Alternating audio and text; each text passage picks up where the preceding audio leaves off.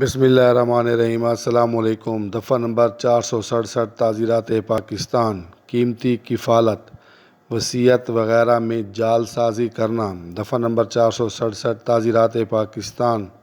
جو کوئی شخص کوئی جعلی دستاویز بنائے جس پر یہ ظاہر ہوتا ہو کہ وہ قیمتی کفالت یا وصیت بنانے کا اجازت نامہ ہے، یا اس سے ظاہر ہوتا ہو کہ کسی شخص کو کسی قیمتی کفالت کے بنانے یا منتقل کرنے یا اصل سود یا اس پر منافع مشترک وصول کرنے یا کوئی رقم مال منقولہ یا قیمتی کفالت وصول کرنے یا تحویل میں دینے کا اجازت نامہ ہے، یا کوئی ایسی دستاویز ہے جس سے یہ ظاہر ہو کہ فارغ خطی یا روپوں کی ادائیگی کی رسید ہے، یا کسی مال منقولہ یا قیمتی کفالت کی فارغ خطی یا تحویل میں دینے کی رسید ہے، تو اسے عمر قید کی سزا یا کسی ایک قسم کی سزائے قید اتنی مدت کے لیے دی جائے گی